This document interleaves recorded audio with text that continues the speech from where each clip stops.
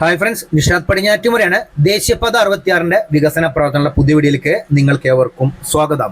അപ്പോൾ ഇത് കണ്ണൂർ ബൈപ്പാസിന്റെ രണ്ടാം ഭാഗമാണ്. കഴിഞ്ഞ ഭാഗം എന്ന് വെച്ച് കഴിഞ്ഞാൽ കീഴ്ത്തളി മുതൽ മുണ്ടയാട് വരെ നമ്മൾ കണ്ടിട്ടോ. കുഴപ്പമില്ലാത്തൊരു ഭാഗം തന്നെയായിരുന്നു. ഇവിടുന്ന് അങ്ങോട്ടാണ് വിശ്വസമുദ്രയ്ക്ക് ഏറ്റവും കൂടുതൽ പണി വന്നിരിക്കുന്നത്. കാരണം ഇവിടുന്ന് അങ്ങോട്ട് കണ്ണൂർ ബൈപ്പാസ് കടന്നു പോകുന്നത് കണ്ടൽക്കാടുകൾ കൂടിയാണ്. അവിടെയൊക്കെ മണ്ണിട്ട് ഉയർത്തിയിട്ടും വയഡക്റ്റ് നിർമ്മിച്ചിട്ടുമാണ് കണ്ണൂർ ബൈപ്പാസ് മുന്നോട്ട് പോകുന്നത്. അപ്പോൾ ഇത് കടന്നു പോകുന്ന വെച്ച് കഴിഞ്ഞാൽ പുല്ലൂപ്പിക്കടവ്, അത്താഴക്കുന്ന്, പിന്നെ നമ്മൾ പാപ്പിനിശ്ശേരി, നേരെ നമ്മൾ വെളാപുരം ഭാഗത്തേക്കാണ് പോകുന്നത് കേട്ടോ. അപ്പോൾ ഇത് മുണ്ടയാട് കഴിഞ്ഞിട്ട് ഒരു അടിപ്പാത വന്നിട്ടുണ്ട്. അത് വന്നിരിക്കുന്ന വാരം ഭാഗത്തോട്ടാ. ഇവിടെ കാര്യമായിട്ട് ഒരു മാറ്റം സംഭവിച്ചിട്ടില്ല. ഏകദേശം 10 മാസങ്ങൾക്ക് മുമ്പ് വന്ന അതേമാതിരി തന്നെ ഈ ഭാഗത്തുള്ള കേട്ടോ. രണ്ട് ഭാഗത്തും മണ്ണിട്ട് ഉയർത്തില്ല. പിന്നെ മാറ്റം വന്ന് സംഭവം എന്ന് വെച്ച് കഴിഞ്ഞാൽ നമ്മൾ ഈ വാരം ഭാഗത്ത് മണ്ണെടുത്ത് താഴ്ത്തിയ പ്രദേശത്ത് സോയിൽ നെയിലിംഗ് കഴിഞ്ഞിരുന്നു. ടാറിങ്ങിന്റെ വർക്കും കഴിഞ്ഞ പ്രദേശം തന്നെയായിരുന്നു. അപ്പോൾ ഇവിടെയൊക്കെ സോയിൽ നെയിലിംഗ് ചെയ്ത ഭാഗത്ത് കോൺക്രീറ്റ് വാള് നിർമ്മിച്ചുകൊണ്ടിരിക്കുകയാണ്. അപ്പോൾ ഇതിന്റെ ഏക ഉദാഹരണം എന്ന് വെച്ച് കഴിഞ്ഞാൽ സോയിൽ നെയിലിംഗ് ഈ ഭാഗത്തൊക്കെ പാളിയിട്ടുണ്ട്. പക്ഷേ വേറെ സംഭവം എന്ന് വെച്ച് കഴിഞ്ഞാൽ നമ്മുടെ മലപ്പുറം ജില്ലയിലെ 2 റീച്ചുകളാണ്, രാമനാട്ടുകര മുതൽ വളാഞ്ചേരി വരെയും അതുപോലെ വളാഞ്ചേരി മുതൽ കാപ്പിരിക്കാട് വരെയും. അവിടെയൊക്കെ കുറേ ഭാഗങ്ങളിലും ഒരുവിധം മിക്ക ഭാഗങ്ങളിലും സോയിൽ നെയിലിംഗ് ആണ് ചെയ്തിരിക്കുന്നത്. പക്ഷെ അവിടെ ഇങ്ങനത്തെ സംഭവങ്ങളൊന്നും സംഭവിച്ചിട്ടില്ല. ആ ഭാഗത്ത് KNRCയിലാണ് വർക്ക് എടുത്തിരുന്നത്. പക്ഷെ അവിടെ പാളിച്ച പറ്റിയ എവിടെയെന്ന് വെച്ച് കഴിഞ്ഞാൽ അവിടെ കൂരിയാട് പാടമുണ്ട്. മണ്ണിട്ട് ഉയർത്തിയ പ്രദേശമായിരുന്നു. ഏകദേശം 40 മീറ്ററോളം ഹൈറ്റ് ഉണ്ടായിരുന്നു. അവിടെ ഒരു ഭാഗം മണ്ണ് ഇരുന്നു പോയി. അതിനുശേഷം ഇപ്പോൾ അവിടെ വയഡക്റ്റിന്റെ പണികൾ പൂർത്തിയാക്കിയിട്ട് ഗതാഗതത്തിന് വേണ്ടി തുറന്നു കൊടുത്തിട്ടുണ്ട്. 1 കൊല്ലം കൊണ്ടാണ് അവിടെ വയഡക്റ്റിന്റെ നിർമ്മാണം KNRCയിൽ പൂർത്തീകരിച്ചത്. ഇവിടെ ഈ മണ്ണിട്ട് ഉറപ്പിക്കാൻ വേണ്ടിയിട്ട് ഇപ്പം നിങ്ങൾ കണ്ടോ, ഇവിടെ ഫുള്ളായിട്ട് കമ്പാക്ട് ചെയ്ത മാതിരി ഇല്ല. അതുപോലെ തന്നെ സൈഡിലായിട്ട് RE ബ്ലോക്ക് വെച്ചിട്ടുണ്ട്. ഇവിടെ ഇതുപോലെ മണ്ണ് ഉറപ്പിക്കാൻ വേണ്ടിയിട്ട് ഒരു വിദേശ ടെക്നോളജി നമ്മളെ വിശ്വസമുദ്രം ഉപയോഗിച്ചിട്ടുണ്ട്. PVD എന്ന് വെച്ചാൽ പ്രീ ഫാബ്രിക്കേറ്റഡ് വെർട്ടിക്കൽ ഡ്രെയിൻ. ഇതൊരു സ്റ്റിച്ചിങ് ടെക്നോളജിയാണ്. ഇതിന് മുൻപുള്ള വീഡിയോസ് കണ്ണൂർ ബൈപ്പാസിനെ കണ്ടാൽ നിങ്ങൾക്ക് മനസ്സിലാവും എന്താണ് പ്രീ ഫാബ്രിക്കേറ്റഡ് വെർട്ടിക്കൽ ഡ്രെയിൻ എന്നുള്ളത്. അതിങ്ങനെ ഒരു സ്റ്റിച്ച് ചെയ്യുന്ന രൂപമാണ്. എന്നിട്ട് അതിൻ്റെ മുകളിൽ ജിയോ ഷീറ്റൊക്കെ വിരിച്ച് മെറ്റലൊക്കെ ഇട്ടിട്ടാണ് ഇതുപോലെ ഉറപ്പിച്ചിരിക്കുന്നത് കേട്ടോ. അത് പഴയ വീഡിയോസ് കാണുന്നവർക്ക് മനസ്സിലാവുള്ളൂ. അപ്പോൾ ഇതിൻ്റെ കണ്ണൂർ ബൈപ്പാസിൻ്റെ പഴയകാല വീഡിയോസ് എൻ്റെ യൂട്യൂബ് ചാനലായ നിഷാദ് പടിഞ്ഞാറ്റുമുറിയിൽ പ്ലേലിസ്റ്റിൽ കണ്ണൂർ ബൈപ്പാസ് എന്ന് കൊടുത്തിട്ടുണ്ട്. അതിൽ നോക്കിക്കഴിഞ്ഞാൽ നിങ്ങൾക്ക് ഏകദേശം 2-3 വർഷം കൊണ്ടുള്ള മാറ്റങ്ങൾ ഈ ഭാഗത്ത് നിങ്ങൾക്ക് മനസ്സിലാവും കേട്ടോ. അപ്പോൾ ഇവിടെയൊക്കെ ഇനി നടക്കാനുള്ള വർക്ക് എന്ന് വെച്ച് കഴിഞ്ഞാൽ ഇവിടെയൊക്കെ വയഡക്റ്റുകൾ പൂർണ്ണമായി നിർമ്മിച്ച് കഴിഞ്ഞിട്ടുണ്ട്. അതിൻ്റെ അപ്രോച്ച് റോഡിൻ്റെ വർക്ക് എവിടെയും സ്റ്റാർട്ട് ചെയ്തിട്ടില്ല കേട്ടോ. വയഡക്റ്റിന്റെ പെയിന്റിംഗ് വർക്ക് വരെ ഏകദേശം പൂർത്തീകരിച്ചിട്ടുണ്ട്. മുകൾ ഭാഗത്ത് ടാറിങ്ങും മാസ്റ്റിക് പാഡിന്റെ വർക്ക് ഒന്നും ചെയ്തിട്ടില്ല. ക്രാഷ് ബാരന്റെ ഡിവൈഡറിന്റെ ഒക്കെ വർക്ക് നടക്കാനുണ്ട്. അപ്പൊ ഇങ്ങനെയൊക്കെ വർക്ക് പെൻഡിംഗ് ഉള്ള സമയത്താണ് പെയിന്റിംഗ് വർക്ക് അടിഭാഗത്ത് പൂർണ്ണമായി കഴിഞ്ഞിരിക്കുന്നത്. അപ്പോൾ ഇവിടെയൊക്കെ ഇനി മണ്ണിട്ട് ഉയർത്തി പോകേണ്ട പ്രദേശമാണ്. അതുകൊണ്ട് സൈഡിലൊക്കെ നോക്കിയാൽ നിങ്ങൾ ഇവിടെ എന്താണ് കോൺക്രീറ്റ് സാക്ക്, ചാക്കിനുള്ളിൽ കോൺക്രീറ്റ് നിർമ്മിച്ചിട്ടുള്ള ഒരു സാക്കുകൾ സൈഡിലൊക്കെ വെച്ചിട്ടുണ്ട്. ഇവിടെയൊക്കെ ഇനി മണ്ണിട്ട് ഉയർത്തി പോകാനുള്ള പ്രദേശമാണ്.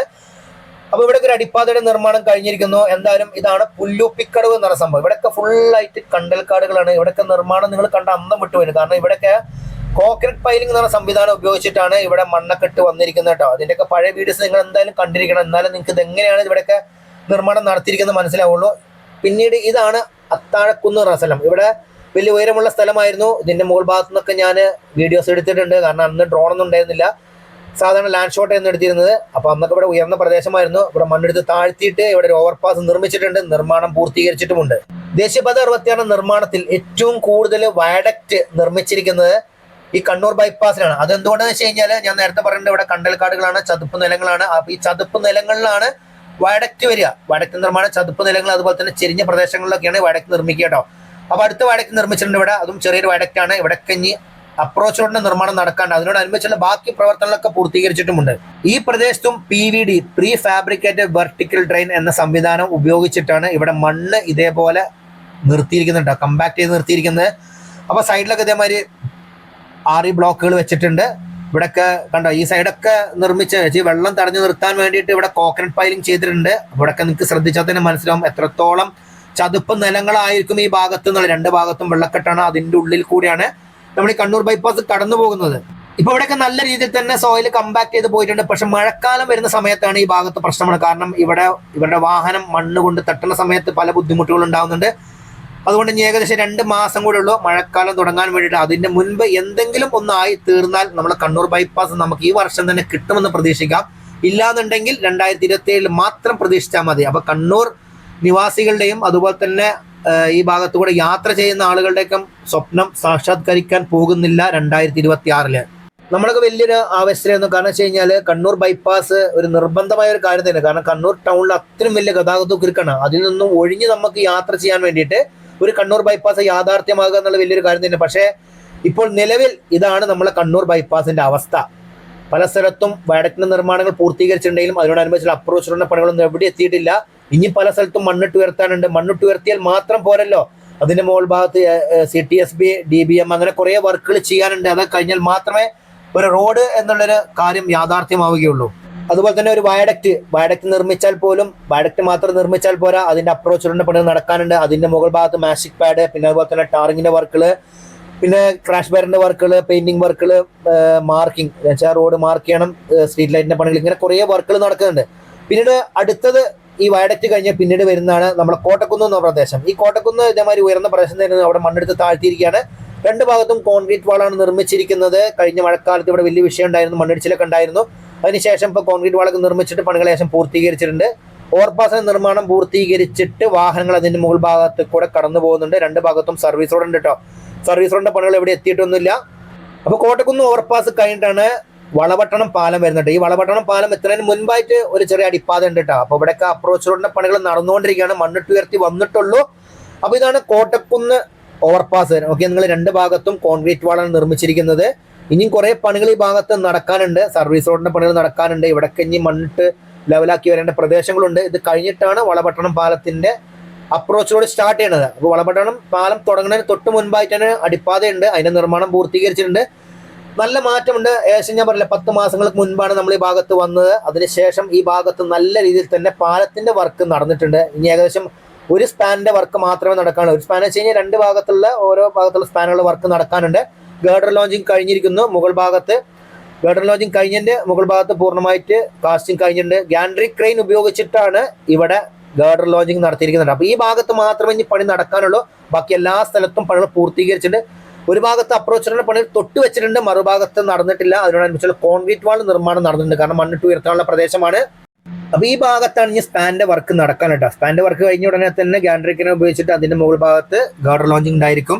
എന്തായാലും പണികളൊക്കെ നല്ല വേഗതയിൽ തന്നെ വളപട്ടണം പാലത്തിന് നടന്നിട്ടുണ്ട്. ഇനി അങ്ങോട്ടുള്ള അപ്രോച്ച് റോഡിന്റെ പണികളാണ് നടക്കാനുള്ളത്. കാരണം ഇത് കഴിഞ്ഞിട്ട് പിന്നീട് നമ്മൾ നേരെ പോകുന്നത് പാപ്പിനിശ്ശേരി വേളാപുരം ഭാഗത്തേക്കാണ്. ആ ഭാഗത്തുള്ള അപ്രോച്ച് റോഡിന് വേണ്ടിയിട്ട് രണ്ട് ഭാഗത്തും മണ്ണിട്ട് ഉയർത്തിയിട്ടുണ്ട്. അപ്പോൾ ഇവിടെയൊക്കെ റോഡ് ഉയർന്നിട്ടാണ് കടന്നു പോവുക.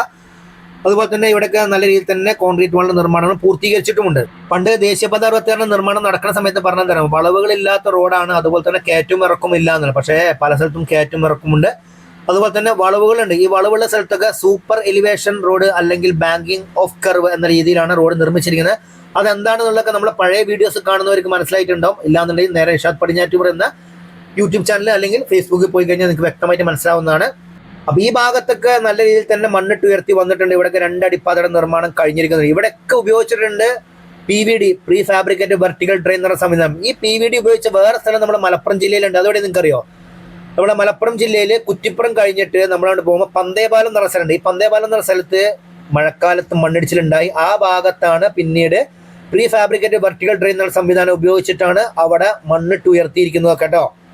ഞാനിതിങ്ങനെ വിശദമായിട്ട് പറഞ്ഞതിനാണ് നിങ്ങൾക്ക്. ഇതിന്റെ മുൻപുള്ള വീഡിയോസ് നിങ്ങൾക്ക് കണ്ടാൽ ഏകദേശം നല്ല രീതിയിൽ തന്നെ മനസ്സിലാവുന്നതാണ്. അപ്പോൾ ഒന്ന് പഴയ വീഡിയോസ് ഒക്കെ പോയി കണ്ടു നോക്കുക. അതുപോലെ തന്നെ നിഷാദ് പടിഞ്ഞാറ്റുമുറ എന്ന യൂട്യൂബ് ചാനൽ സബ്സ്ക്രൈബ് ചെയ്യാത്തതിനാൽ സബ്സ്ക്രൈബ് ചെയ്ത് വെക്കുക. അതുപോലെ തന്നെ നിഷാദ് പടിഞ്ഞാറ്റുമുറ എന്ന ഫേസ്ബുക്ക് പേജ് ഫോളോ ചെയ്യാത്തതിനാൽ ഒന്ന് ഫോളോ ചെയ്ത് സപ്പോർട്ട് ചെയ്യണം. അപ്പോൾ ഇതുപോലെ വ്യത്യസ്തമായ വീഡിയോസും അതുപോലെ തന്നെ നാഷണൽ ഇവന്റ് അപ്ഡേറ്റ്സുകളൊക്കെ നിങ്ങൾക്ക് ലഭിക്കുന്നതാണ്.